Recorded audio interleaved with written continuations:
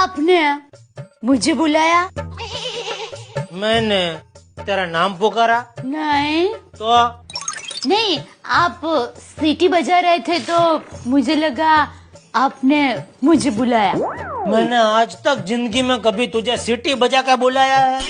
कभी नहीं। तो नहीं, यानी मुझे ऐसा लगा कि आप आज जरा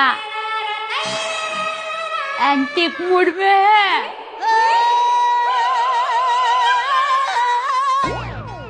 अरे एंटेक नहीं, रोमांटिक। हाँ हाँ वही, आप समझ गए ना।